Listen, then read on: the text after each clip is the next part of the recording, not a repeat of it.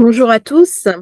Avec la nouvelle lune, j'ai pas fait le volet international. On va regarder au Moyen-Orient ce qui se passe. Et là, on est sur le thème d'un géant du Moyen-Orient, qui est le thème de l'Iran. Et j'aime beaucoup l'astrologie mondiale. Et d'un coup, j'ai réalisé avec le thème de l'Iran que Neptune de l'Iran se trouve à 20 degrés en Sagittaire. Et la nouvelle lune, qui vient montrer un nouvel équilibre, qui vient montrer quelque chose de nouveau, eh bien, se situe exactement à 20 degrés du Sagittaire. Donc là, il y a quelque chose de profondément menaçant entre Neptune, sur le Neptune de l'Iran. Donc quand je parlais de choses brumeuses, de choses difficiles à cerner, eh bien, ça en fait partie. C'est pas parce que quelque chose de nouveau se met en place que ça va forcément se réaliser dans l'instant. Au contraire. Mais il y a quelque chose de très inquiétant du côté de l'Iran, d'autant que c'est un pays quand même assez belliciste. Donc si je regarde la nouvelle lune, elle vient ici, là, sur cette zone-là, et elle vient exactement sur le Neptune de l'Iran. Donc ça vient, pardon, sur le Neptune qui est ici. Excusez-moi, là j'ai mis Uranus. Ça arrive des fois, hein. Et j'ai ce carré, Neptune-Saturne. Quel Saturne va arriver en conjonction avec Neptune dans quelques temps. Donc là, il y a des choses intéressantes qui vont se passer du côté de l'Iran quand on va avoir la conjonction. Quelque chose qui m'est raconté par ce thème. Alors, autre chose d'intéressant qui m'est raconté aussi, c'est que si mes calculs sont justes, le thème de l'Iran est ascendant balance. On a beaucoup de pays ou de chefs d'État qui sont dans la balance à 17 degrés. Ça veut dire au mi-point du Soleil et de Mars du 7 octobre quand il y a eu l'attaque en Israël. Voilà. Donc là, il y a quelque chose aussi qui m'est montré. Je pense qu'à la pleine lune de la fin du mois, il y a des choses qui vont être dites, il y a des choses qui vont se dire, il y a des choses qui vont se comprendre. La nouvelle lune, c'est une nouvelle relation, de toute façon. Et là, j'ai ce quinconce, Uranus, une nouvelle lune, qui, à mon avis, va faire parler de lui, et que je retrouve ici, Uranus carré lune, Uranus carré soleil. Donc là, il y a quelque chose qui se prépare, d'autant que Uranus va se retrouver opposé à sa zone de naissance. Ben là, on est à 20 degrés, Uranus. Et là, 20 degrés. Donc, la conjonction du mois de mai, Jupiter-Uranus, il y a fort à parier, enfin du mois d'avril, pardon, il y a fort à parier que ça va impliquer l'Iran. Et les événements déclencheurs trouvent leur origine en ce moment, dans cette nouvelle lune actuelle. Donc, on va voir comment les événements se déclenchent, mais gardez bien cette idée à l'esprit que dans les mois qui viennent, on va entendre beaucoup parler de l'Iran, d'autant que Pluton, qui est très fort dans le thème de l'Iran, va passer en Verseau, qui est, voilà, Soleil, Mars, Mercure. Si on retrouve ce stellium ici, on retrouve le stellium qu'il y avait eu en Scorpion, Soleil, Mars, Mercure.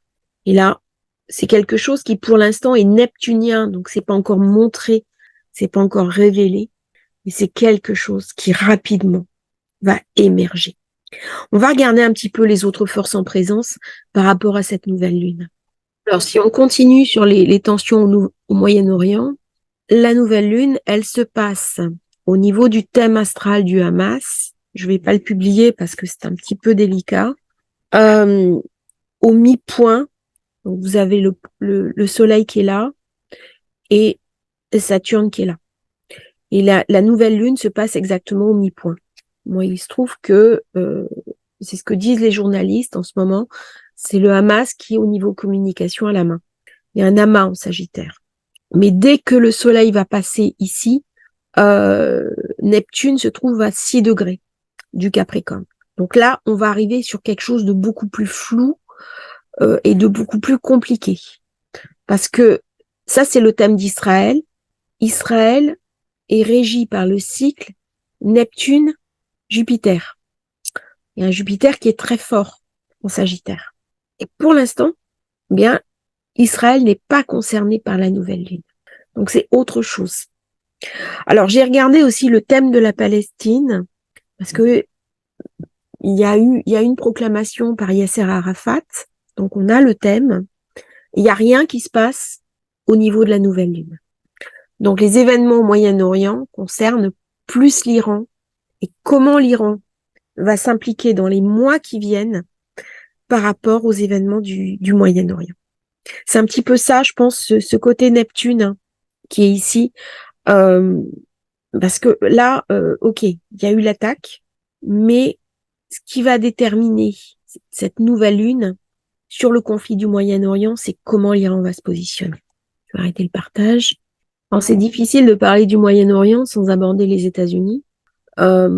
Neptune, au sommet. Alors, c'est une carte qui est pas vérifiée.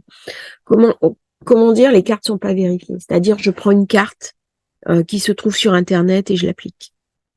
En fait, il y a des cartes qui sont pas vérifiées parce que j'ai pas le temps de tout vérifier. Mais quand une carte est vérifiée, je vous dis. Donc, c'est à prendre avec des pincettes. Celle des États-Unis, il faut absolument que je la vérifie rapidement. Parce qu'il y a des cartes, et c'est ce que je disais, le fait d'être juriste me permet de savoir exactement à quel moment est proclamée, par exemple, une constitution, à quel moment elle rentre en action. Et tout ça va être variable d'un pays à l'autre. Des fois, une simple déclaration d'intention fait que derrière, en fait, c'est uniquement de la mouture administrative. Par contre, il y a vraiment des moments clés. Et ça, c'est le fait d'être juriste qui me permet d'identifier mes cartes. Mais celle-là, je l'ai pas encore faite. Donc, apprendre avec des pincettes. Par contre, on voit bien que Neptune est important dans le thème des États-Unis. Et du coup, quand Saturne va devenir conjoint à Neptune, il y a quelque chose là qui va se passer très important, d'autant que c'est en Poisson. Et là, ça va marquer vraiment un nouveau cycle. Alors, Israël est marqué par le cycle Jupiter-Neptune, mais ça va marquer vraiment un nouveau cycle pour tout le Moyen-Orient. Là, ça va vraiment être impactant. Par contre, cette nouvelle lune, pour les États-Unis, elle n'est pas marquante. On va regarder maintenant du côté de la Russie, parce que la Russie est aussi importante au Moyen-Orient. Donc, j'ai regardé ce truc-là qui parle. Voilà. J'ai regardé le thème de la Russie. Il n'est pas sur Internet, moi je l'ai. Mais là, j'aurais pas le temps de le publier. Il y a rien dans le Sagittaire. Par contre, dans le thème de la Russie, ce qui est intéressant, il y a un très bel aspect Jupiter-Neptune. Et là, Jupiter-Neptune. Donc, ça me renvoie, ça vient renforcer le thème de la Russie. Donc, s'il y a un accord qui est trouvé, par exemple, entre la Russie et l'Ukraine, il y a fort à parier que ce sera plus la Russie qui sera gagnante, fort probablement que l'Ukraine. Quelles conséquences ça a sur le Moyen-Orient? Ça va forcément avoir des conséquences. Mais pour l'instant, la Russie n'est pas un acteur prépondérant parce qu'elle est aspirée par ses propres limites avec l'Ukraine, avec cette guerre qui tarde à trouver une solution. Donc, de mon avis, cette nouvelle lune, alors que normalement les mois de décembre sont des mois calmes, et je dis bien normalement, parce que la première guerre du Golfe, elle a été déclarée entre Noël et Jour de l'An. Donc il faut toujours se méfier du mois de décembre. C'est des mois qui sont faussement calmes. On va regarder, je vais voir si je trouve le thème de la première guerre du Golfe. Je vais la mettre un petit peu. Alors ça, c'est la date, hein, c'est la carte du déclenchement. J'ai pas l'heure de la guerre Irak, l'envahissement du Koweït. Et on voit bien, voilà, Neptune-Saturne avec en plus Uranus. Alors, ce qui est assez fou d'ailleurs, c'est que souvent des guerres se déclarent alors même qu'il y a des bons aspects à Pluton. C'est l'erreur qu'avaient fait les astrologues, Deuxième Guerre mondiale. Bon, ça, c'est une erreur très, très célèbre, très connue, où Pluton n'intervient pas. Je dirais même qu'il amplifie la donne quand il y a des tensions. C'est pour ça que je parle des fois en mondial d'aspect mutagène, aspect positif mutagène. Faut pas se dire, oh là là, il y a des bons aspects sur Pluton, ça va pas se déclencher. On s'aperçoit quand on regarde toutes les cartes qu'il y a beaucoup de déclenchements, même si Pluton reçoit des bons aspects. Donc là, on avait Neptune-Saturne. Donc en fait, là, il y a des choses qui se passent. Donc avec la nouvelle lune, je pense que ça va vraiment marquer des nouvelles tensions sur le Moyen-Orient. Ça prépare un petit peu cette conjonction qui va avoir lieu en Poisson et qui va forcément amener des événements importants qui vont changer un petit peu la face du monde. Donc le fait déclencheur, il est là, il est en ce moment. Alors j'ai quand même, par acquis de conscience, regardé quelque chose et j'ai bien fait. Un peu ça, hein, l'astrologie, il faut chercher, il faut fouiller, il faut s'intéresser. Ça demande d'autres compétences que l'astrologie. J'adore l'histoire, donc ça tombe bien. Ça, c'est la carte de la guerre du Golfe de 2003, la guerre en Irak, lorsque c'est les représailles de l'après 11 septembre. Et là, on voit, non, je vais essayer de descendre la carte. Voilà. Là, je vais essayer de raccourcir un peu la carte. Là. Et ben, je vois que le milieu du ciel, avec Pluton au milieu du ciel, on tombe exactement sur la nouvelle lune. C'est-à-dire qu'on est dans des configurations qui sont assez similaires, en fait. Bah, c'est différent, bien sûr. Hein. Les thèmes, chaque thème est unique. Mais cette nouvelle lune, elle vient raconter quelque chose de l'histoire qui était la guerre en Irak. Et là, il y a des questions politiques. On est dans le Sagittaire. Hein. Sagittaire, c'est politique. Hein. C'est les États-nations. Hein. Autant Saturne, on est sur des régimes forts.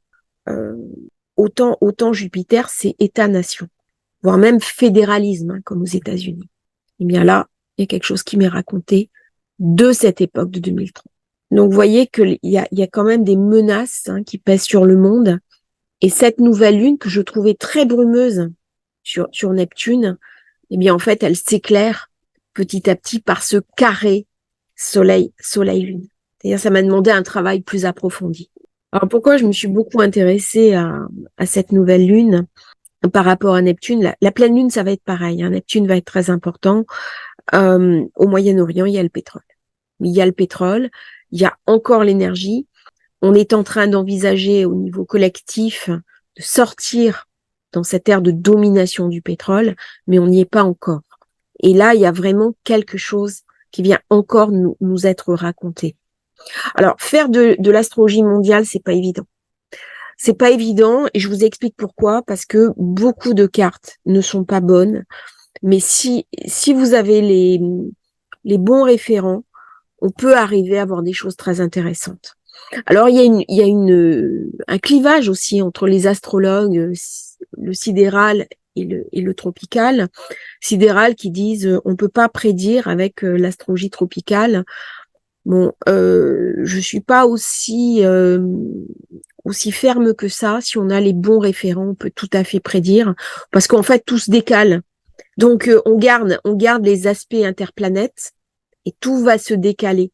Et là, vous avez vu, on regarde un petit peu les configurations, mais c'est surtout les aspects de planète à planète en mondial qui va être marquante.